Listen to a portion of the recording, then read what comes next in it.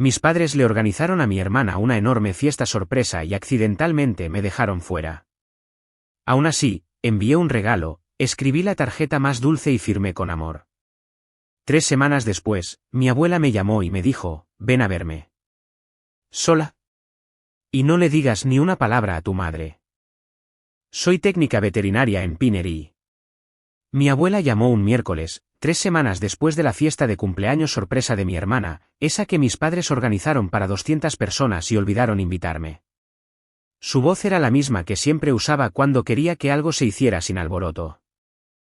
Ven a verme, dijo. El sábado, sola, y no le digas ni una palabra a tu madre. Yo sostenía a una gata en mi brazo izquierdo, una gata calicó con una infección de oído a la que no le gustaba que la cargaran. No la solté, pero me senté en el suelo de la sala de exámenes, allí mismo sobre la baldosa fría, y dije, está bien, abuela. Bienvenidos de nuevo a Historias de Drama Tranquilo. Si eres nuevo aquí, compartimos historias familiares con sentimientos reales sobre los momentos que ponen a prueba tu paciencia, tus límites y tu corazón. Deja un comentario si alguna vez te has sentido invisible en la mesa de tu propia familia. Mi abuela Edith tenía manos que olían a harina y escribía números más pequeños que cualquier persona que haya conocido.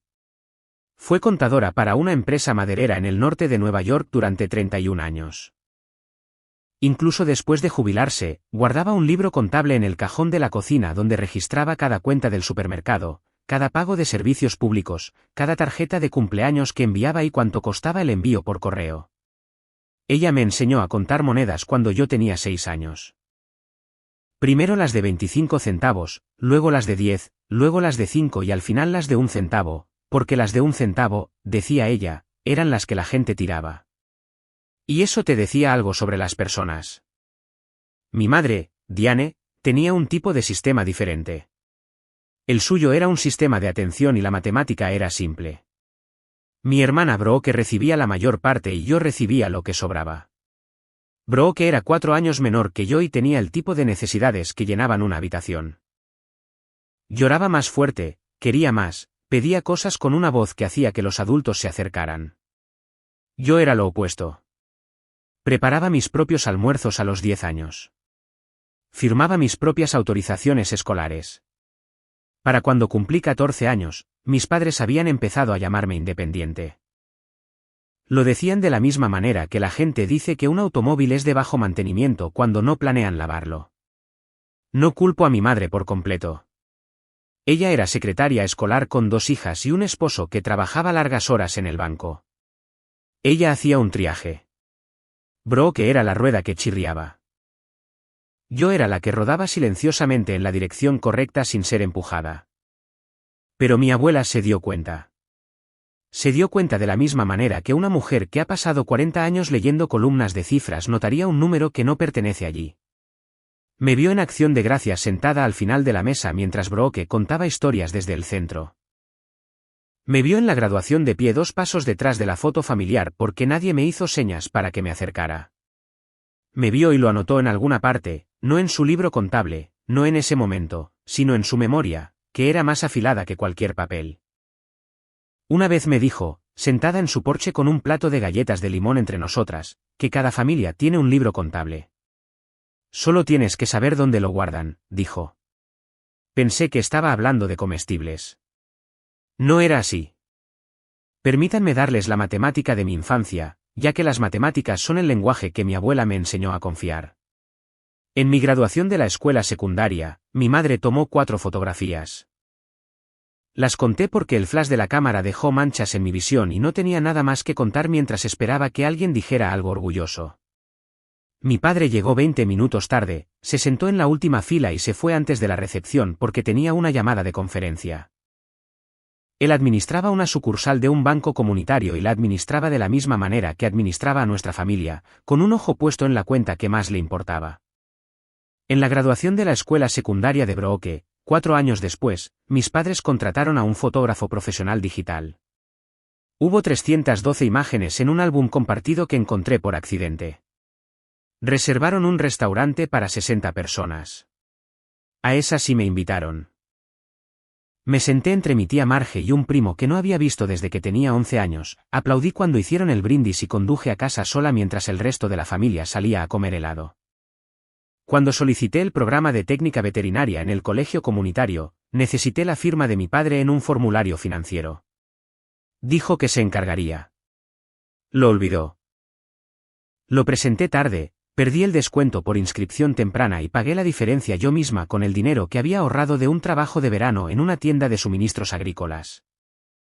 Cuando Brooke quiso asistir a un curso intensivo de arte de verano a 2 estados de distancia, mi padre condujo 6 horas de ida y vuelta para dejarla, esperó en el estacionamiento hasta que ella se instaló y la llamó todas las noches durante 3 semanas.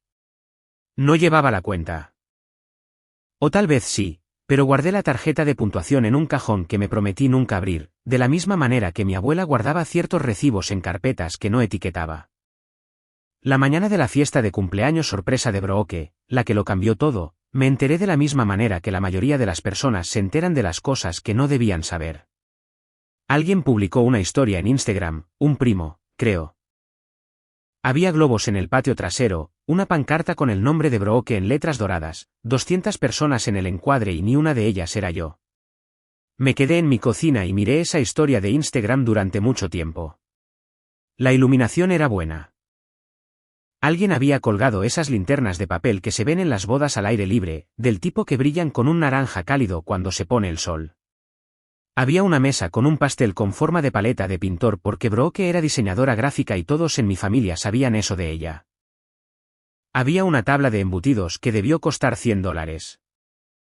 Había rostros que reconocí, los vecinos de mis padres, los compañeros de trabajo de mi madre del distrito escolar, primos de ambos lados, algunos amigos de la Universidad de Brooke que conocí una vez en una acción de gracias que duró demasiado. Eran 200 personas y nadie me llamó. Podría haber hecho muchas cosas esa noche. Podría haber llamado a mi madre y preguntar por qué. Podría haber enviado un mensaje de texto que comenzara con, "se olvidaron de mí", y terminara con algo de lo que me arrepentiría. Pero no lo hice. Conduje hasta la farmacia en la ruta 12, la que tiene el pasillo de tarjetas de felicitación entre las vendas y la pasta de dientes, y compré una tarjeta de cumpleaños para mi hermana. La escribí de pie en el mostrador de la farmacia con un bolígrafo que fallaba en cada tercera palabra. Le dije a Brooke, "Feliz cumpleaños". Le dije que recordaba la vez que ella tenía 5 años y se le pegó chicle en el cabello, y yo me senté en el suelo del baño y lo corté con tijeras de cocina mientras ella lloraba. Le dije que estaba orgullosa de su trabajo de diseño. La firmé con amor, Adeline. Sellé el sobre y compré un juego de bolígrafos de dibujo profesional, del tipo con puntas finas que cuestan más de lo que suelo gastar en mí misma, porque Brooke era diseñadora gráfica y pensé que podría usarlos. Los envié por correo a la mañana siguiente.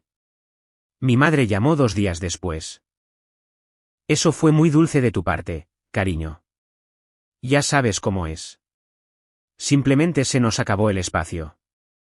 A través del teléfono, podía escuchar música, tal vez la lista de reproducción sobrante de la fiesta o la televisión. Algo con un ritmo que no encajaba con la conversación.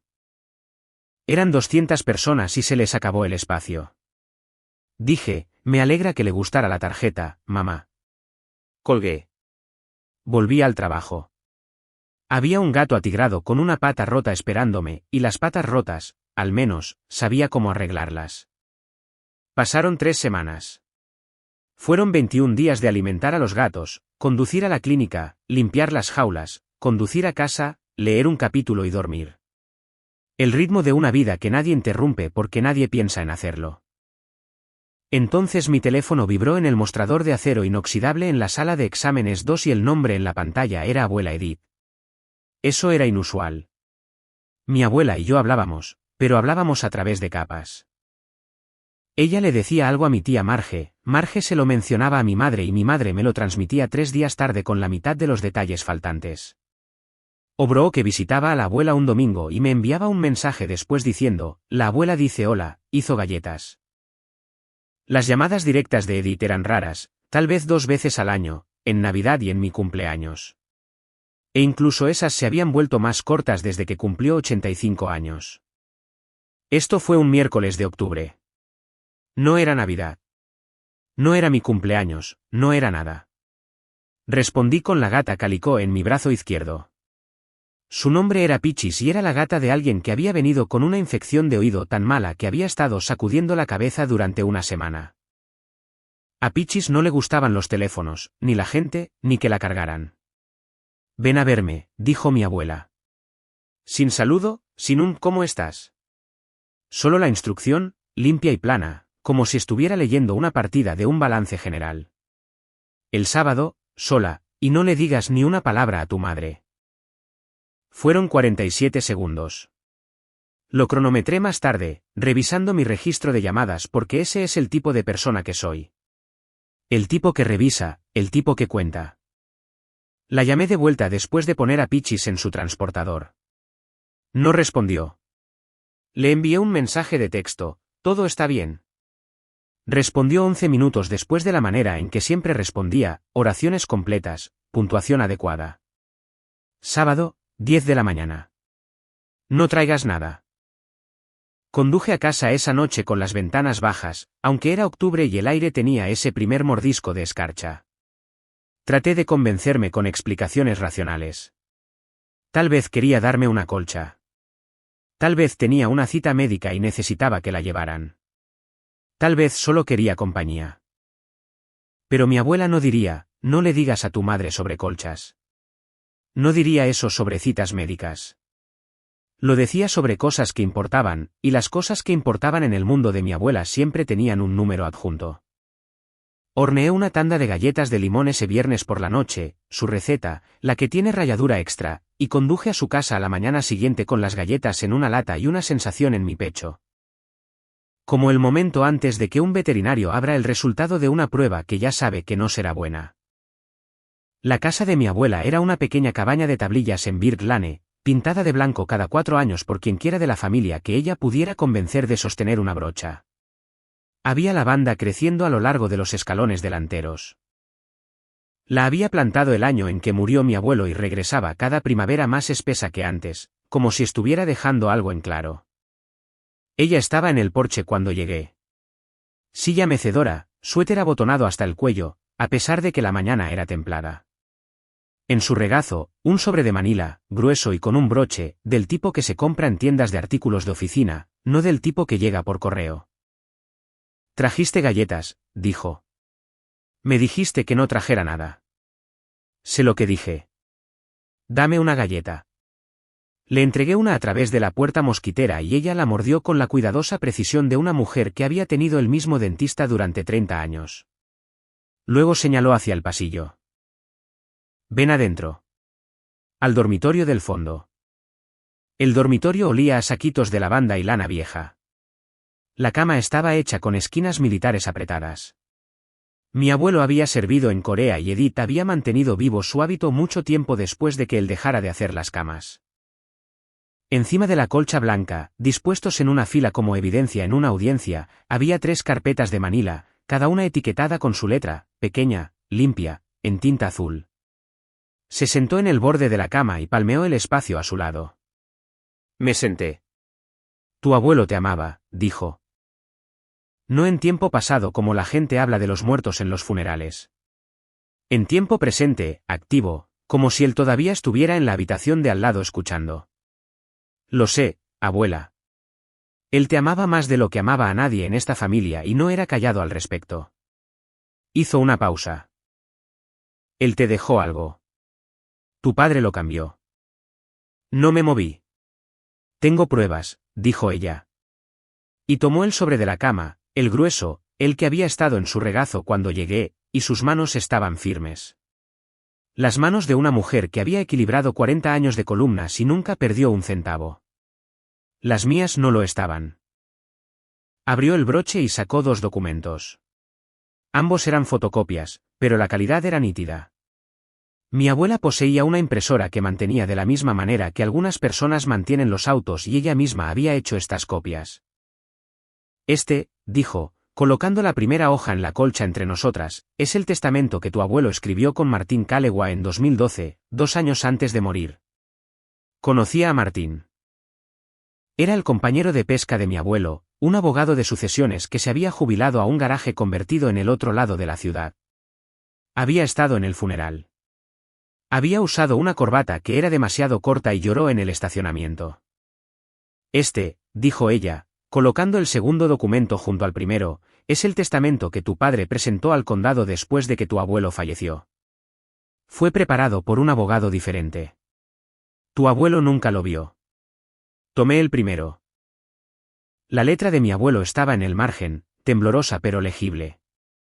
La caligrafía de un hombre que había cultivado toda su vida y sostenía un bolígrafo como sostenía una llave inglesa. En tinta azul, junto a la sección sobre distribución de activos, había escrito, para Adeline, que nunca pide nada.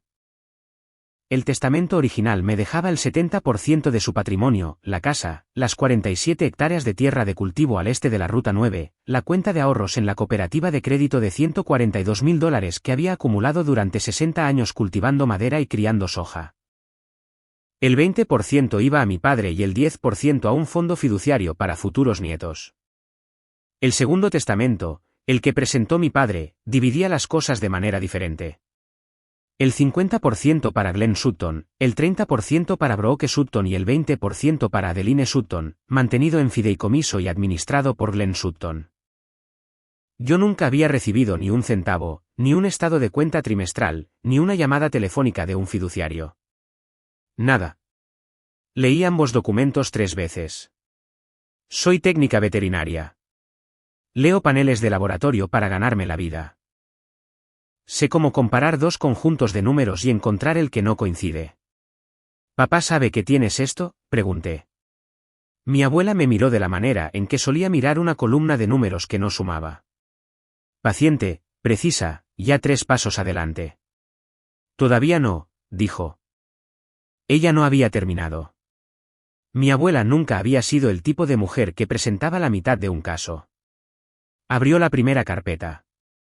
Dentro había estados de cuenta bancarios de la cuenta de la cooperativa de crédito que mi abuelo había dejado, la que tenía $142.000. Había resaltado los retiros con marcador amarillo. Uno por uno, comenzando 3 meses después de la muerte de Harold, el saldo bajó, 5.000 aquí, 8.000 allá. Una suma global de 22.000 en marzo de 2015. Para septiembre de ese año, la cuenta estaba vacía. Cada retiro llevaba una firma, Glenn Sutton. La segunda carpeta contenía una pila de correos electrónicos impresos entre mi padre y un asesor financiero del que nunca había oído hablar. Los asuntos de los correos eran clínicos: reestructuración de activos del fideicomiso, reequilibrio de cartera del tercer trimestre, cronograma de liquidación de activos. El contenido no era clínico. Mi padre había tomado el dinero que se suponía era mío y lo había invertido en un desarrollo inmobiliario comercial que quebró 18 meses después. Los correos electrónicos documentaban la pérdida en un lenguaje tan cuidadoso que casi sonaba tranquilo. La tercera carpeta contenía una escritura de propiedad. Las 47 hectáreas de mi abuelo al este de la Ruta 9, la tierra donde solía recoger moras junto a la cerca en agosto, habían sido vendidas en 2017. El precio de venta fue de $198.000. Las ganancias fueron a una cuenta personal bajo el nombre de mi padre. Ninguna notificación a ningún otro miembro de la familia. Ninguna mención en ninguna conversación familiar jamás. Miré a mi abuela. Estaba sentada erguida, con ambos pies apoyados en el suelo y las manos cruzadas sobre la colcha.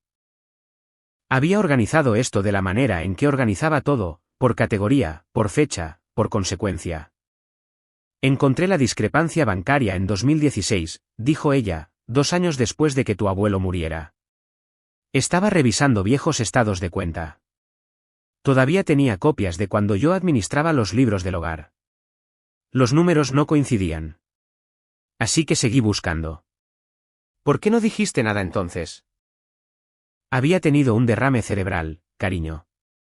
2 meses después del funeral de tu abuelo. No podía conducir. No podía vestirme sola algunas mañanas. Tu padre era quien me llevaba a fisioterapia. Hizo una pausa. No acusas a la persona que te carga por las escaleras. Y ahora puedo vestirme sola. Ahora puedo cargar mis propios papeles. Y ahora me miró y sus ojos estaban secos y claros. Organizaron una fiesta para 200 personas y no te invitaron. Y aún así enviaste una tarjeta. Esa tarjeta, la que yo había escrito en el mostrador de la farmacia con un bolígrafo que fallaba. Eso fue lo que hizo que mi abuela de 87 años decidiera que era el momento. Conduje a casa con las carpetas en el asiento del pasajero y la lata de galletas de limón encajada detrás del reposacabezas para que no se deslizara. El sol de octubre estaba bajo y naranja a través del parabrisas, el tipo de luz que hace que todo parezca una fotografía tomada a propósito. No encendí la radio. No llamé a nadie. Conduje 20 minutos en silencio, estacioné en mi entrada y me senté en el auto con el motor apagado hasta que uno de mis gatos, Rosco, el gris, apareció en la ventana de la cocina y me maulló a través del cristal. Adentro, extendí los papeles por la mesa de la cocina. Rosco se sentó en una esquina de la pila. Clementine, la gata atigrada naranja, se sentó en la otra. Ninguno de ellos entendía de leyes de sucesiones, pero estaban calientes y estaban allí, lo que los ponía por delante de la mayor parte de mi familia. Leí todo de nuevo. Luego abrí un cuaderno, del tipo con páginas de papel cuadriculado que uso para registrar el peso de los pacientes en la clínica, e hice una lista, no de lo que sentía, sino de lo que sabía. Cuando eres técnica veterinaria, aprendes a separar el diagnóstico de la emoción. Un perro llega cojeando, el dueño llora, el perro tiene miedo y la habitación huele a antiséptico y temor. Tú no lloras. Lees la radiografía. Revisas los márgenes. Identificas la fractura. Luego haces un plan. Mi familia tenía una fractura. Había estado allí durante 12 años, oculta bajo un yeso del que nadie me habló. Enumeré mis opciones. Enfrentar a mi padre directamente, él lo negaría. Contratar a un abogado, tenía $800 en ahorros y un salario de técnica veterinaria. Ir a la próxima cena familiar y poner los documentos sobre la mesa, sería satisfactorio pero caótico, y el caos beneficia a la persona que tiene más que ocultar. En el fondo de la tercera carpeta, mi abuela había sujetado con un clip una nota, una sola línea escrita en el reverso de un recibo de la panadería donde compraba relleno de limón, llama a Martín Calegua. Él escribió el original. Sabrá qué hacer. Y debajo, un número de teléfono en su cuidada tinta azul. Tomé mi teléfono. No para llamar a mi padre, ni para llamar a mi madre. Llamé al número que mi abuela había escrito en el reverso de un recibo de galletas de limón. La oficina de Martín Calegua era un garaje para un solo auto que él había aislado con madera contrachapada y restos de alfombra en 1998. Había un escritorio, un archivador, una lámpara con una pantalla de vidrio verde y una foto enmarcada de él y mi abuelo sosteniendo un pez del tamaño de un niño pequeño. El pez era más grande que el marco. Él tenía 68 años, técnicamente jubilado, pero la jubilación para Martín significaba que dejó de facturar y empezó a elegir a sus clientes basándose en si le caían bien. Mi abuela le caía bien. Mi abuelo le caía mejor. Siéntate, dijo cuando entré. No ofreció café. Miró las carpetas que yo llevaba y dijo, Edith me llamó la semana pasada. Me dijo que vendrías. Por supuesto que lo había hecho. Extendí los papeles en su escritorio. Se puso anteojos de lectura, del tipo que se asientan bajo en la nariz como un profesor en una película. Y leyó, ni rápido ni lento. La forma en que lee un hombre que ya sabe lo que está buscando, pero quiere asegurarse de que sea tan malo como piensa. Yo escribí este testamento, dijo, señalando el original. Harold vino a verme en la primavera de 2012. Se sentó justo allí. Señaló la silla en la que yo estaba sentada. Dijo, quiero que Adeline esté cuidada. Ella es la que no pedirá nada. Martín se quitó los anteojos. La versión modificada, esta, no pasó por mí. Nunca la vi. Glenn usó a alguien en la ciudad. ¿Podemos impugnarlo?, pregunté. El estatuto de limitaciones comienza cuando el beneficiario supo o debió haber sabido sobre el fraude. Nunca fuiste notificada de la enmienda. Tenías 20 años cuando Harold falleció, estabas fuera en la escuela y Glenn era el único ejecutor. Hizo una pausa. El reloj no ha empezado a correr, Adeline. Todavía estás dentro del plazo. Trazó el plan. Enviaría una carta formal a mi padre con acuse de recibo certificado solicitando una contabilidad del patrimonio de mi abuelo. Simultáneamente, invitaría a la familia a lo que llamó una revisión del patrimonio familiar en su oficina. No en una sala de tribunal, no en una declaración jurada, sino en una mesa en un garaje con una lámpara verde y la fotografía de un pez. Trae a todos los que tengan interés, dijo, a tu padre, a tu madre, a tu hermana, a tu tía, a cualquier persona con una conexión con el patrimonio de Harold. Firmó la carta allí mismo en el escritorio de su garaje con un bolígrafo que tenía grabadas las iniciales de mi abuelo en el cuerpo. Lo había guardado durante 12 años. Algunas personas guardan bolígrafos porque son caros, Martín lo guardó por quien se lo dio.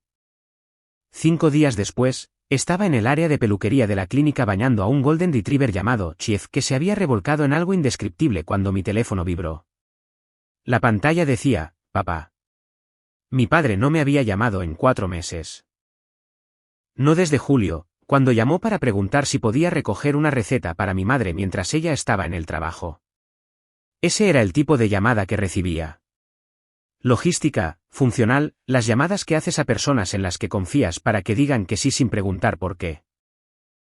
Necesitamos hablar, dijo. Su voz era nivelada. La voz que usaba en el banco cuando una solicitud de préstamo regresaba marcada como controlada. Pero podía escuchar el esfuerzo en el control. La forma en que puedes escuchar el zumbido de una tubería justo antes de que la presión suba demasiado. Como familia, este fin de semana. Está bien, papá. Lo dije de la misma manera que había dicho está bien, abuela, 3 semanas antes. Misma palabra, mismo tono plano, todo lo demás diferente. Colgó sin decir adiós. 30 minutos después, mi madre llamó. Cariño, ¿qué está pasando? Su voz tenía esa cualidad tenue que adquiría cuando estaba confundida y trataba de no sonar asustada. Tu padre no quiere mostrarme algo. Ha estado en el estudio con la puerta cerrada durante 1 hora. Estaba hablando por teléfono con alguien a quien no podía escuchar. Pregúntale a papá, mamá. Te estoy preguntando a ti. Lo sé, pero esto viene de él. Se quedó callada por un momento. Luego preguntó, ¿estás bien? Casi dije que sí automáticamente. Esa era la memoria muscular. Sí, estoy bien. Siempre estoy bien. Soy la que no necesita nada. Pero algo había cambiado. Las carpetas en la mesa de mi cocina habían reescrito la coreografía. Lo estaré, dije. El sábado, oficina de Martín Calegua, 10 de la mañana. Todos. Esa noche, mi padre volvió a llamar. 9:30 de la noche. Yo estaba en el sofá con Rosco en mi pecho y Clementine amasando la manta cerca de mis pies. ¿Podemos manejar esto en privado?, preguntó. Solo nosotros dos, padre e hija. Puedo explicarlo todo. Oficina de Martín, sábado, 10 de la mañana. Todos. Se quedó callado durante mucho tiempo, lo suficiente para que yo pudiera escuchar el hielo en su vaso moverse. Un sonido pequeño, el sonido de un hombre que estaba sentado en su estudio en la oscuridad bebiendo algo que no quería que su esposa viera. Está bien, dijo, y colgó. No esperó hasta el sábado. El jueves por la noche, 2 días antes de la reunión, mi padre invitó a toda la familia a cenar. Solo nosotros 4, Glenn, Diane, Brooke y yo. No invitó a la abuela Edith. Y noté eso de la manera en que notaba todo ahora, silenciosamente y con un número adjunto.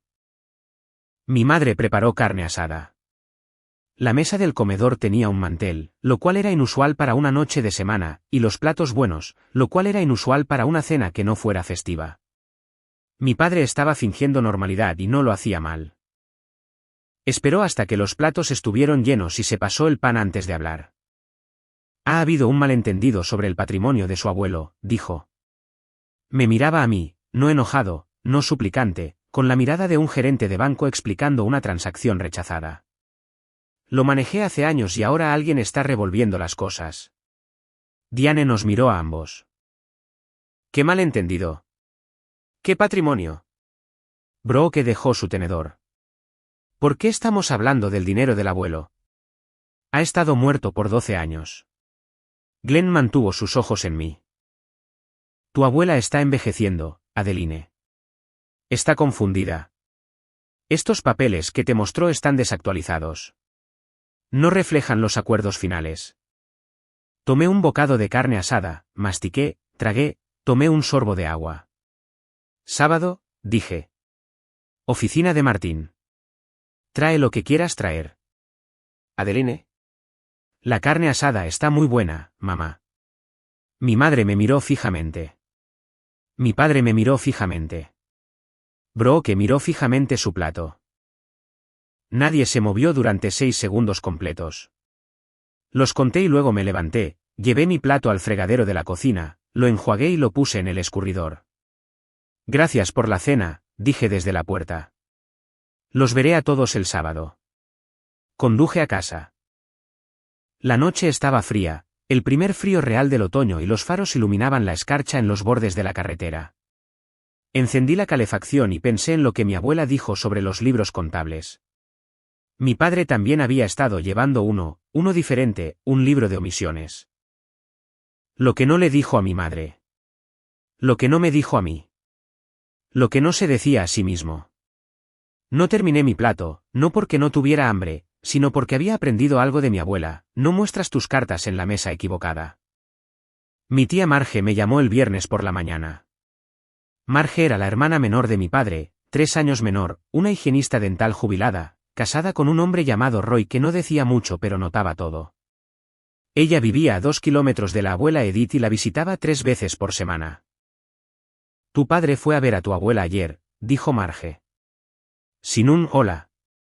Las mujeres Sutton, estaba aprendiendo, abrían las conversaciones como los contadores abren los libros, directo al número que importa. ¿Cuánto tiempo? 2 horas. Yo estaba allí cuando él llegó. Me pidió que me fuera. Fui a la cocina e hice té. Y cuando salió, su cara tenía el color de una señal de pare y no me miró. Tu abuela todavía estaba en su mecedora. No se había movido. Me preguntó si quería una galleta de limón. Podía imaginarlo. Mi abuela en su silla, su postura erguida, su suéter abotonado, sus manos en su regazo, y mi padre de pie sobre ella tratando de hacer que una mujer de 90 años con 40 años de experiencia contable creyera que se había equivocado en sus números. ¿Qué le dijo él? Le dijo que estaba confundida, que los papeles eran viejos y no significaban lo que ella pensaba que significaban. Marge hizo una pausa. Ella le dijo que podía recitar de memoria cada partida de ese patrimonio. Luego le preguntó cuánto perdió en esos certificados de desarrollo en 2015. Cerré los ojos. Él no respondió a esa, añadió Marge. Esa noche llamé a mi abuela. ¿Estás bien? He estado bien durante 87 años, cariño. Tu padre no va a cambiar eso en una tarde. Mi madre llamó después. Sonaba diferente, ya no confundida, sino perturbada. Glenn dice que tu abuela necesita una evaluación médica. Dice que está mostrando signos de deterioro cognitivo y quiere programar una cita. No dije nada durante 3 segundos. Luego pregunté, mamá, ¿alguna vez en toda tu vida la abuela se ha equivocado con un número? Silencio. Diane era secretaria escolar. Había visto a Edith cuadrar presupuestos navideños y libros de recaudación de fondos de la iglesia e impuestos sobre la propiedad durante 3 décadas sin un solo error. No, dijo mi madre en voz baja. Entonces tal vez pregúntate por qué papá de repente piensa que ella no sabe contar. Cuando un hombre que se gana la vida administrando el dinero de otras personas te dice que su propia madre está confundida sobre los números, deberías preguntarte por cuáles números está realmente preocupado. La noche antes de la reunión, me acosté en mi sofá con Roscoe en mi pecho y Clementine encajada entre mi cadera y el cojín. El apartamento estaba en silencio. El refrigerador zumbaba. Un auto pasó por la carretera afuera, sus faros arrastrando un lento rectángulo de luz por el techo. Pensé en llamar a Martín y decirle que había cambiado de opinión. Pensé en llamar a mi padre y decirle, olvídalo. Quédate con el dinero. Quédate con la tierra. Quédate con la historia que te has estado contando a ti mismo durante 12 años. Pensé en lo mucho más fácil que sería volver a ser la hija que nunca pedía nada. Porque eso es lo que nadie te dice sobre la confrontación. La parte más difícil no es la ira. La parte más difícil es la duda que llega la noche anterior, Cuando la casa está a oscuras y los gatos están calientes y una pequeña voz en tu cabeza dice, tal vez eres tú quien está destrozando a esta familia.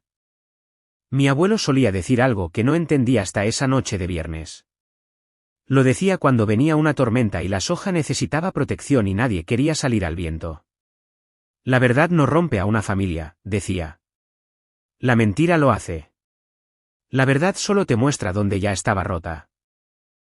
A las 11:14, revisé el reloj. Mi teléfono se iluminó. Brooke. Mi hermana casi nunca me llamaba. A veces enviaba mensajes de texto cortos, hola o mamá dice hola o una foto de algo que diseñó, pero las llamadas eran para emergencias y Navidad. Adie. Su voz era pequeña, menor de 28 años. Papá realmente cambió el testamento del abuelo. Me senté. Roscoe se deslizó de mi pecho y aterrizó en el cojín con un pío molesto. Ven a la oficina de Martín mañana, dije. Lo verás todo. Yo no lo sabía. Estaba llorando. No fuerte. El tipo de llanto que vive en la garganta y apenas logra salir. Te lo juro, no lo sabía. Pensé. Pensé que él solo quería cuidarnos a ambas. Pensé que era equitativo. Sé que no lo sabías, Brooke.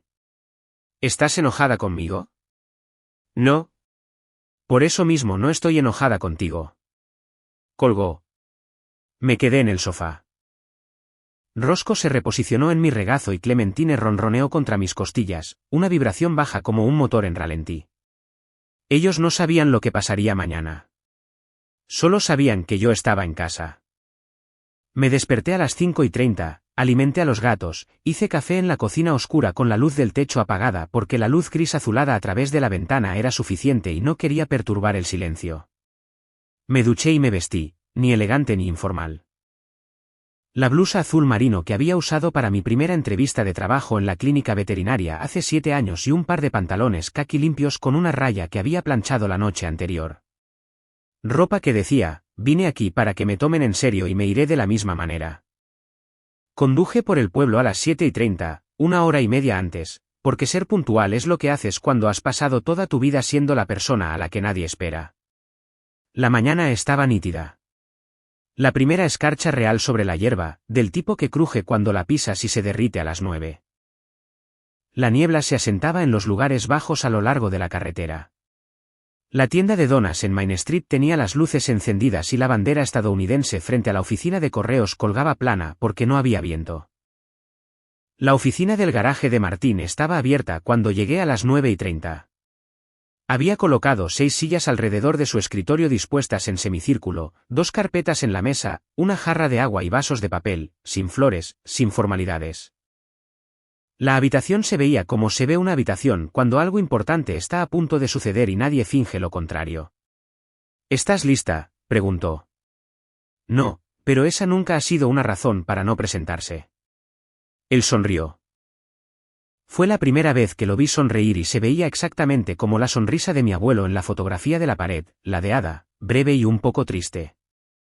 Me senté en la silla más cercana a la ventana. Afuera, el estacionamiento de grava estaba vacío.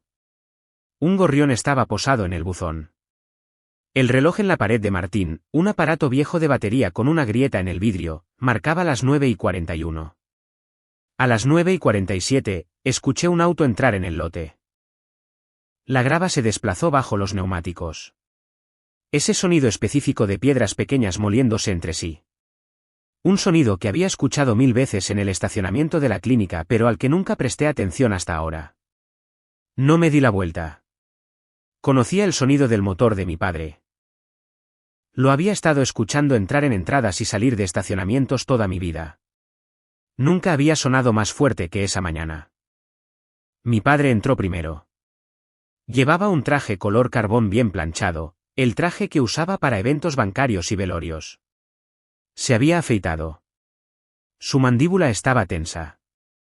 Asintió a Martín de la manera en que los hombres asienten cuando no quieren ser los primeros en hablar. Mi madre entró detrás de él. Sus ojos estaban hinchados. Había estado llorando. No esa mañana, sino recientemente. Como se ven los ojos cuando han estado llorando durante días y solo se han detenido el tiempo suficiente para conducir a alguna parte. Se sentó en la silla más alejada de mi padre. Nunca la había visto hacer eso antes. Brooke fue la última. Se deslizó como una persona que entra en una habitación a la que no está segura de pertenecer. Sin contacto visual. Eligió la silla en la esquina cerca del archivador y se sentó con las manos entre las rodillas. Entonces la puerta se abrió de nuevo y la tía Marge entró con el tío Roy. No los esperaba y por la expresión en el rostro de mi padre, él tampoco. Si esto se trata del patrimonio de mi padre, dijo Marge, acercando una silla de la pared, tengo derecho a estar aquí. Roy también. Roy asintió una vez y se sentó. Era un hombre grande, un electricista jubilado, y su presencia en la pequeña oficina del garaje hizo que la habitación se sintiera como si hubiera perdido un tercio de su oxígeno. Marge tenía algo en la mano, un sobre de manila sellado con cinta de enmascarar en la solapa, escrito en el frente con la cuidadosa letra de mi abuela, para Martín. Para ser abierto en presencia de todos. Mi padre lo vio. Sus ojos se quedaron en él un momento de más. ¿Mamá envió algo?, preguntó. Lo hizo, dijo Marge. Martín se puso de pie. No se aclaró la garganta ni golpeó un bolígrafo ni ninguna de las cosas que hace la gente cuando está a punto de empezar algo que desearía no tener que hacer. Simplemente se puso de pie y la habitación quedó en silencio. Convoqué esta reunión para revisar las irregularidades en el patrimonio de Harold James Sutton, fallecido en marzo de 2014. Todo lo que se discuta hoy está documentado. Voy a repasar el material y cuando termine, todos aquí tendrán la oportunidad de responder. Mi padre se sentó derecho en su silla. Era un hombre que administraba dinero para ganarse la vida. Sabía lo que significaba documentado. Sabía lo que venía. Y por primera vez en 12 años, no podía redirigir, no podía posponer, no podía decirle a nadie que Adeline prefería manejar las cosas por su cuenta.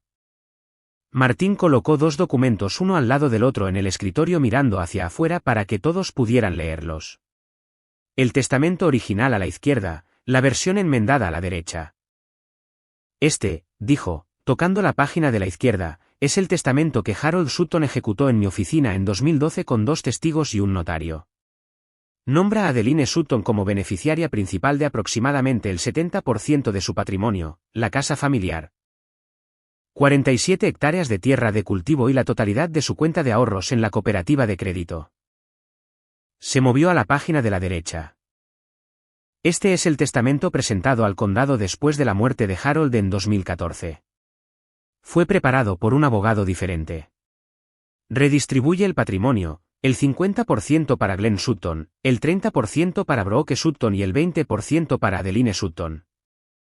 Mantenido en fideicomiso y administrado por Glenn Sutton. Diane se inclinó hacia adelante. Nunca había visto el primero. Glenn no dijo nada. Martín abrió la primera carpeta. Estados de cuenta de la cooperativa de crédito para la cuenta de ahorros que Harold dejó. Saldo al momento de la muerte, $142.000. Colocó las páginas en secuencia, cada retiro resaltado en amarillo. En 18 meses, la cuenta estaba vacía. Cada retiro lleva una única firma autorizada. No dijo de quién. No tuvo que hacerlo. La firma estaba en cada página. Brooke se presionó la mano contra la boca. Martín abrió la segunda carpeta. En 2017, se vendieron las 47 hectáreas de tierra de cultivo al este de la Ruta 9. Precio de venta, $198.000. Las ganancias se depositaron en una cuenta personal. Colocó la transferencia de la escritura en el escritorio. Ningún miembro de la familia fue notificado. El reloj de pared hacía tic-tac. Nadie se movía. Marge tenía los brazos cruzados. Roy estaba sentado con las manos planas sobre los muslos. Mi madre miraba los estados de cuenta bancarios de la manera en que una persona mira un accidente automovilístico en el que acaba de darse cuenta que está involucrado alguien que conoce. El testamento original, dijo Martín, nombraba a Adeline Sutton como la beneficiaria principal de aproximadamente $266.000 en activos combinados. El testamento enmendado redirigió esos activos sin su conocimiento ni consentimiento. La voz de Glenn, cuando llegó, fue plana y practicada. Este era el patrimonio de mi padre. Tenía derecho a administrarlo. Martín lo miró por encima de sus anteojos. No levantó la voz. Nunca lo hacía. Tenías derecho a administrarlo honestamente, Glenn, no a tomarlo. El reloj hizo tic-tac 3 veces más antes de que alguien respirara. Luego, Martín tomó el sobre de Marge, el sellado con cinta de enmascarar, el que mi abuela había etiquetado con tinta azul. Lo abrió con cuidado. De la manera en que abres algo de una persona que se esmeró en ello. Adentro había 2 cosas, una carta escrita a mano en papel de cuaderno rayado y un solo documento fotocopiado. Martín leyó la carta en voz alta. La voz de mi abuela llegó a través de la suya, no literalmente, sino en el ritmo, la precisión, la negativa a desperdiciar una palabra. A mi familia, leyó, he guardado silencio durante 12 años, no por debilidad, sino por preparación. Glenn, eres mi hijo y te amo. Pero le quitaste a tu hija lo que tu padre quería que ella tuviera. No puedo cambiar lo que hiciste, pero puedo asegurarme de que el registro esté completo. Pasó la página. No estaré presente hoy porque mi cuerpo no coopera con mis deseos. Pero mi memoria sí lo hace y mi memoria tiene un mejor historial que la honestidad de algunas personas. Marge dejó escapar un sonido que fue mitad risa, mitad sollozo. Roy puso su mano sobre su rodilla. Martín dejó la carta y levantó el segundo documento. Esta es una póliza de seguro de vida emitida en 2010 por una cooperativa de crédito con la que tu padre no estaba asociado. La beneficiaria es Adeline Sutton. El beneficio por fallecimiento es de $85.000. Nunca fue reclamado después de la muerte de Harold. Glenn levantó la vista. Yo no sabía nada de eso. No, dijo Martín. No lo sabías. Porque tu madre fue quien se lo sugirió a Harold. Ella abrió la póliza en una institución separada específicamente porque no confiaba en lo que podría pasar con los activos mantenidos donde tú tenías autoridad de firma. La habitación absorbió eso, mi abuela, de 87 años, recuperándose de un derrame cerebral, dependiendo de su hijo para que la llevara al médico, había estado construyendo un conjunto paralelo de libros contables durante más de una década. Ella había observado. Había esperado. Había guardado su propio libro en un cajón que nadie pensó en abrir. Y cuando finalmente los números necesitaron ser leídos en voz alta, los envió en un sobresellado con cinta de enmascarar y tinta azul. Miré la carta en el escritorio. Su letra, pequeña y limpia. Cada letra formada de la manera en que una mujer que había equilibrado 40 años de cuentas corporativas formaría una letra. Sin tachaduras, sin correcciones. Mi abuela había pasado 12 años construyendo un caso de la misma manera que pasó toda su carrera equilibrando libros, una línea a la vez. Sin errores, sin atajos. Mi padre se quitó la chaqueta del traje. La dobló una vez, la colocó en el respaldo de su silla y se aflojó la corbata. Luego se quitó la corbata por completo y la puso sobre el escritorio, donde quedó enrollada sobre la madera como una pregunta que nadie quería responder. Cometí un error, dijo. Su voz se quebró en la segunda palabra. No dramáticamente. No de la manera en que la gente se quiebra en las películas con una mano sobre la boca y un colapso repentino. Solo una pequeña fractura en la palabra cometí. El tipo de grieta que te dice que los cimientos se han estado moviendo durante años y esta es la primera vez que la pared lo muestra. Tomé el dinero porque pensé que podía hacerlo crecer. Encontré una oportunidad de desarrollo en 2015. Un proyecto de uso mixto en el norte del estado, comercial en la planta baja, apartamentos arriba. Invertí $160.000. Hizo una pausa. Perdí casi todo. El desarrollador se declaró en quiebra. El proyecto nunca se construyó. Diane puso ambas manos sobre la mesa. Nunca me lo dijiste. No podía decírtelo. No podía decírselo a nadie. Me dije a mí mismo que lo arreglaría, vendería la tierra de cultivo, reinvertiría, lo recuperaría. Vendí las 47 hectáreas y puse el dinero en un fondo diferente. Ese no colapsó. Pero tampoco creció. Y para entonces el dinero se había ido y la tierra se había ido. Y no sabía cómo decir nada de eso en voz alta. Me miró a mí. Me dije a mí mismo que no lo necesitabas. Tenías tu trabajo, tu apartamento, tu vida. ¿Te iba bien? Sus ojos estaban húmedos. Siempre te iba bien, Adeline. Y me permití creer que eso significaba que no necesitabas lo que era tuyo. Miré a mi padre. No al gerente del banco. No al hombre que olvidó firmar mi formulario de ayuda financiera. Al hombre que me enseñó a andar en bicicleta en la entrada de la casa cuando tenía 6 años, sosteniendo la parte trasera del asiento con una mano y saludando con la otra cuando me soltó. Al hombre que vino a mi graduación de veterinaria, incluso si se sentó en la última fila. Por un momento largo y sin aire, pensé en dejarlo pasar. Tal vez el dinero no importaba. Tal vez la paz valía más que $266.000. Pero luego recordé la fiesta, 200 personas y se quedaron sin espacio para mí. Papá, dije. No había planeado las palabras. Llegaron de la manera en que llegan los diagnósticos después de haber leído el cuadro clínico 3 veces, claros, inevitables y demasiado tarde para deshacerlos. Creo que lo sientes. Creo que tenías miedo. Pero no solo tomaste dinero. Miré los estados de cuenta bancarios en el escritorio de Martín, los retiros resaltados, la transferencia de la escritura, la carta de mi abuela.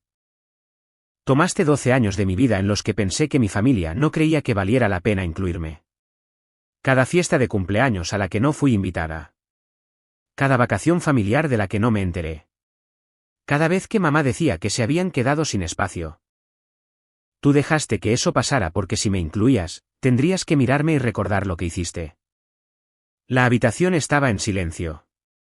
Diane estaba llorando. Marge miraba a Glenn con una expresión que no podía nombrar, algo entre la lástima y la furia.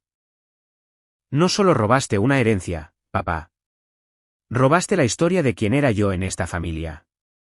Me convertiste en la hija que no necesitaba nada porque necesitar algo de ti habría significado que tenías que explicar por qué no podías dárselo. Reescribiste la narrativa y yo me la creí. Bro que tenía la cabeza gacha. Sus hombros temblaban. Convertiste la independencia de Adeline en una política familiar para nunca tener que decir, le debo a Adeline una deuda que no puedo pagar. Me detuve. No había levantado la voz. Había hablado de la manera en que hablaba mi abuela, de la manera en que hablaba Martín, plana, factual, con el peso llevado por el contenido, no por el volumen. Luego me volví hacia Martín. ¿Cuáles son las opciones? Él las presentó en fila como había presentado los documentos, limpias, ordenadas, sin ambigüedades. Opción 1, acción legal. Podrías presentar una queja formal por incumplimiento del deber fiduciario. Opción 2, un acuerdo mediado. Glenn devuelve lo que tomó con el tiempo con documentación. Opción 3, un acuerdo familiar redactado por mí, firmado por todas las partes. No quiero demandar a mi padre, dije. Miré a Glenn. Él miraba la mesa, la corbata que se había quitado, el bolígrafo con las iniciales de mi abuelo que Martín había colocado junto a las carpetas. Pero quiero cada centavo contabilizado por escrito, con un plan de pago. Glenn me miró. Sus ojos estaban rojos y sus manos estaban planas sobre sus muslos. Me miró como si me estuviera viéndome de verdad, por primera vez en 12 años. Si alguna vez te has sentado en una mesa familiar donde tu silla era la que no encajaba del todo, la que tomaron prestada de la otra habitación o la que olvidaron ponerle un plato, sabes lo que se siente ser incluida como una idea de último momento. No conté esta historia para castigar a mi padre. La conté porque a veces la única manera de ser vista es dejar de ser invisible a propósito. Si esta historia te resulta familiar, deja un comentario.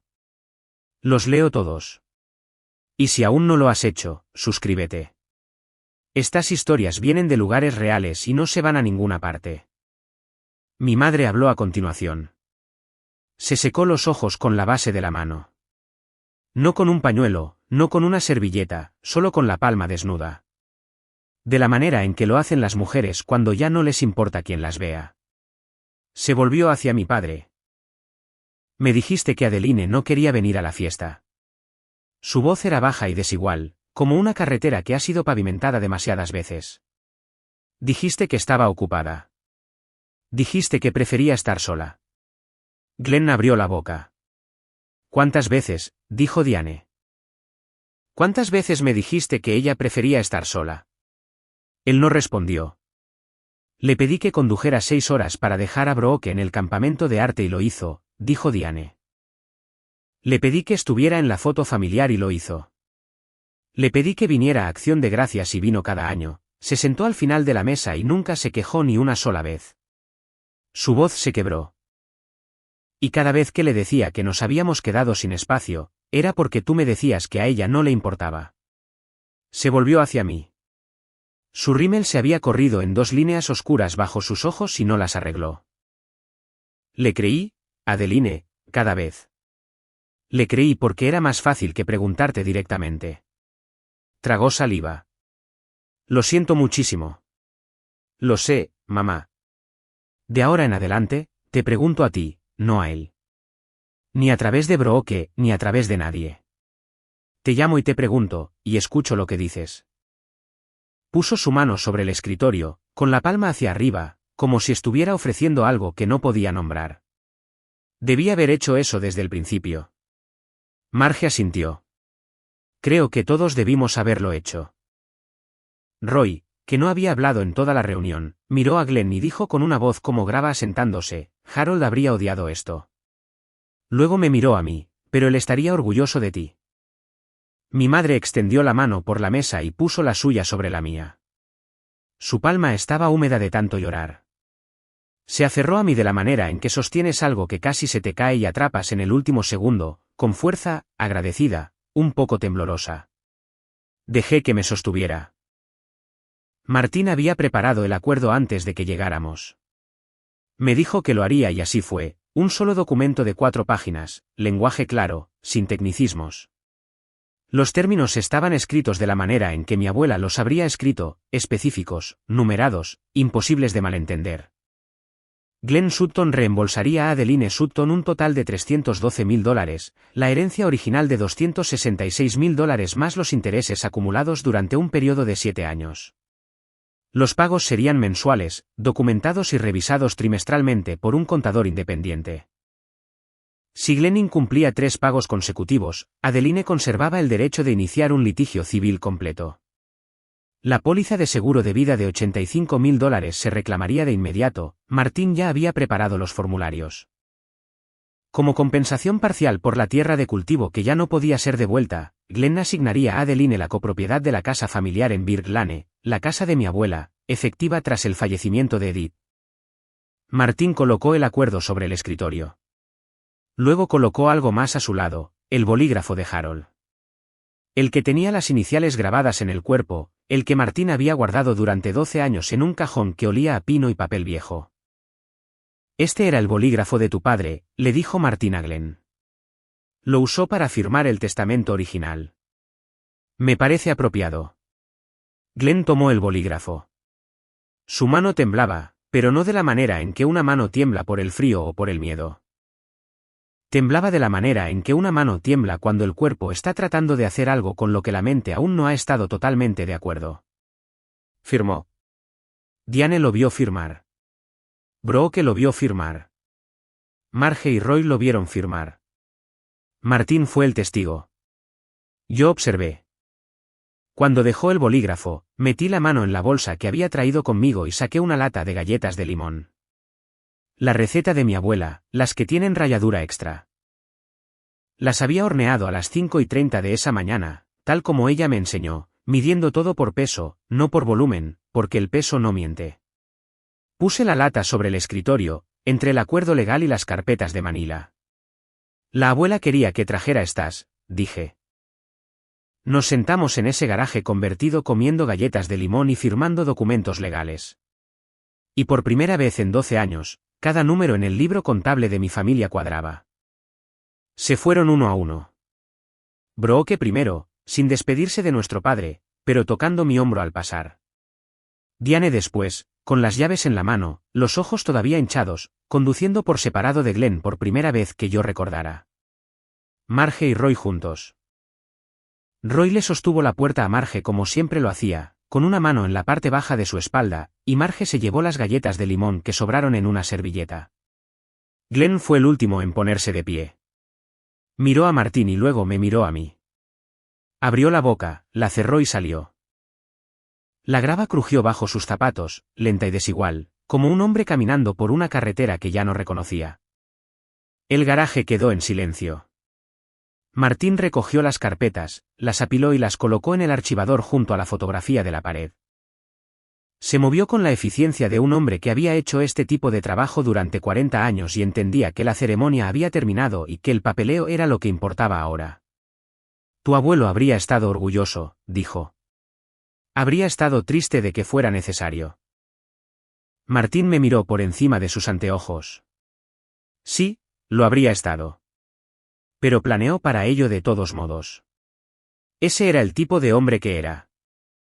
Me dijo algo entonces que todavía llevo conmigo. Dijo que Harold hablaba de mí constantemente en los últimos años de su vida, cuando iban a pescar, cuando se sentaban en el porche, cuando conducían a la ferretería por cosas que ninguno de los dos necesitaba. Dijo, eras la única en la familia que sabía la diferencia entre ser fuerte y ser obstinada. Dijo, las personas obstinadas se aferran a todo. Las personas fuertes sueltan lo que tienen que soltar. Me paré en la puerta. La mañana había disipado la escarcha y el lote de grava brillaba con el sol de octubre. Un cuervo estaba posado en la cerca al otro lado de la carretera. Lo extraño, dije. Él sabía que lo harías. Por eso planeó esto. Conduje a casa por el camino largo, pasando por el campo donde solía estar la tierra de cultivo. Alguien había construido una gasolinera allí, una de esas pequeñas con 2 bombas y una tienda de conveniencia que vendía carne seca y boletos de lotería. Entré, llené mi tanque y compré un paquete de mentas. El recibo costó más que el bolígrafo de mi abuelo, pero el bolígrafo valía más que el campo. Fui a ver a mi abuela esa tarde. La lavanda a lo largo de sus escalones delanteros todavía estaba verde a pesar de la escarcha. Era del tipo resistente, el tipo que no se rinde hasta diciembre. Estaba sentada en el porche en su mecedora con una manta sobre las rodillas y una taza de té apoyada en el brazo de la silla. ¿Firmó?, preguntó antes de que yo llegara al último escalón. Firmó. Ella asintió una vez. Luego tomó un sorbo de su té. Me senté en la otra silla, la de madera sin balancín, la que mi abuelo solía usar con el periódico. Nadie la había movido desde que él murió. La madera estaba suave y gris por la intemperie y crujió cuando cambié mi peso, y fue la silla más cómoda en la que me he sentado. Le conté todo, la habitación, los documentos, la carta, Martín leyendo sus palabras en voz alta, el rostro de mi padre cuando apareció la póliza de seguro de vida, las lágrimas de Diane, el silencio de Brooke, la voz de Roy, pesada y final. Diciendo que Harold habría odiado esto pero estaría orgulloso. Mi abuela escuchó como siempre escuchaba, sin interrumpir, sin asentir, sin ninguno de los pequeños sonidos de aliento que hace la gente cuando está más interesada en ser vista escuchando que en oír realmente. Simplemente se sentó y se meció. Y cuando terminé, cerró los ojos durante mucho tiempo. No quería lastimarlo, dijo. Quería que él dejara de lastimarte.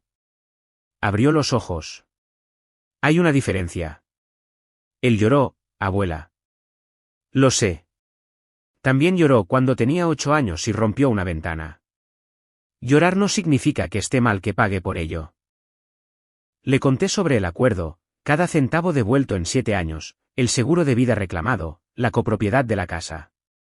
¿Qué harás con el dinero del seguro?, preguntó. Voy a arreglar tu techo. Ha tenido goteras desde 2019. Se rió. No fue una risa cortés, fue una real, del tipo que mostraba sus dientes traseros y hacía que sus hombros temblaran. No la había oído reír así en años. Tu abuelo siempre dijo que tú arreglarías las cosas, dijo. Solo que no pensó que tendrías que arreglar a la familia primero. Tomó otra galleta de limón de la lata que yo había dejado en la barandilla del porche. La comió lentamente, como hacía todo, deliberadamente con los ojos medio cerrados, como si estuviera comparando la receta con su memoria. 6 meses después, los cheques empezaron a llegar a tiempo. Mi padre los enviaba por correo, cheques reales, de papel en sobres con las direcciones del remitente impresas en la esquina superior izquierda. Podría haber configurado una transferencia bancaria, pero eligió escribirlos a mano. No pregunté por qué, pensé que lo sabía. Algunas deudas requieren el peso de un bolígrafo. Él estaba más callado en las reuniones familiares, pero no ausente. Venía a todas, Acción de Gracias, Navidad, el cumpleaños de Brooke, que no fue una fiesta sorpresa ese año, sino una cena en un restaurante donde todos fueron invitados y el nombre de todos estaba en la reserva. Traía postre cada vez, un pastel comprado en la tienda, del tipo con la tapa de plástico. Lo ponía en la mesa sin ceremonia y se sentaba y no intentaba dirigir la conversación como solía hacerlo. Mi madre me llamaba todos los domingos por la noche. Me preguntaba por mis gatos. Me preguntaba por la clínica. Me preguntaba si había leído algo bueno últimamente. Preguntas pequeñas, preguntas semanales, el tipo de preguntas que no parecen mucho individualmente pero que se suman a algo con el tiempo. De la misma manera que los centavos se suman si no los tiras. Brooke me envió algo por correo 3 meses después de la reunión, una tarjeta hecha a mano. Ella misma había dibujado el frente, una pequeña acuarela de 2 gatos sentados en una mesa de cocina, uno gris y uno naranja. Los bolígrafos que usó fueron los que yo le regalé por su cumpleaños, los de la farmacia en la Ruta 12. Adentro, con su propia letra, escribió: lamento nunca haberme dado cuenta. Estoy aprendiendo a hacerlo. Puse la tarjeta en mi refrigerador junto a una foto de mi abuelo sosteniendo un pez y una foto de mi abuela en su porche. El dinero del seguro llegó en enero. Usé parte para arreglar el techo de la abuela Edith, 3 días de trabajo de una cuadrilla del pueblo, tejas nuevas, tapajuntas nuevos alrededor de la chimenea. Parte se destinó al pago inicial de una camioneta usada porque mi Honda tenía 12 años y quemaba aceite en las subidas. Y $5.000 fueron para el refugio de animales donde adopté a Roscoe y Clementine, porque algunas deudas se tienen con los lugares que te dieron lo que necesitabas antes de que supieras que lo necesitabas. No tuve una fiesta con 200 personas. Tuve algo diferente, una familia que finalmente me tomó en cuenta. Unas semanas después de que terminaron el techo, estaba ayudando a mi abuela a reorganizar su sala delantera. Decidió mudar su habitación a la planta baja. Las escaleras se estaban volviendo más difíciles y era lo suficientemente práctica para admitirlo antes de que alguien tuviera que sugerirlo. Así que cargamos cajas y reacomodamos muebles y discutimos sobre dónde poner la estantería, que ella quería junto a la ventana y yo quería contra la pared interior porque por la ventana entraba aire frío en febrero. Ella ganó, siempre lo hacía. En el cajón inferior de su escritorio de escribir, el que tiene las manijas de latón que ella pule cada primavera, encontré un libro contable. No uno financiero, no el tipo que guardaba en la empresa maderera. Este era más pequeño, encuadernado en tela, con una cubierta verde que se había ablandado en las esquinas por los años de uso. Lo abrí. La primera página tenía fechas que se remontaban a cuando yo tenía 7 años. Cumpleaños, días festivos, visitas, y junto a cada entrada, una nota, no sobre dinero, sino sobre mí. Adeline arregló el grifo de la cocina. Nadie se lo pidió. Adeline llevó a Edith al oculista, trajo galletas de limón. Adeline envió tarjeta de cumpleaños a Brooke, matasellada un día antes. Adeline llamó el domingo, preguntó por el jardín. Adeline vino a Acción de Gracias, se sentó al final, se quedó para lavar los platos. Página tras página. Había 2 páginas completas al final. La letra un poco más temblorosa pero aún legible, aún precisa. Una lista titulada con la limpia tinta azul de mi abuela, cosas que Adeline ha hecho sin que se le pida. La última línea estaba escrita en tinta roja, la única tinta roja en todo el libro. Una sola frase subrayada una vez: ella nunca pidió nada. Por eso se lo merece todo. Cerré el libro contable. Lo volví a colocar en el cajón exactamente donde lo había encontrado porque era suyo. Y algunos registros pertenecen a la persona que los guardó. Luego salí al porche y me senté en la silla de mi abuelo. La lavanda todavía estaba floreciendo. El techo ya no tenía goteras. Y en algún lugar dentro de la casa, mi abuela estaba tarareando una canción que no había escuchado desde que tenía 6 años, la que solía tararear mientras me enseñaba a contar. Si todavía estás aquí, gracias. Esta historia vino de un lugar que no visito a menudo, Pero creo que algunos de ustedes conocen ese lugar también. Si creciste siendo la persona que se suponía que debía estar bien, la que no necesitaba nada, la que siempre se las arreglaba sola, te veo. Tú importas. Tu nombre pertenece a la lista. Si esta historia significó algo para ti, deja un comentario. Compártela con alguien que necesite escucharla y revisa la descripción a continuación para más historias como esta. Los veré en la próxima.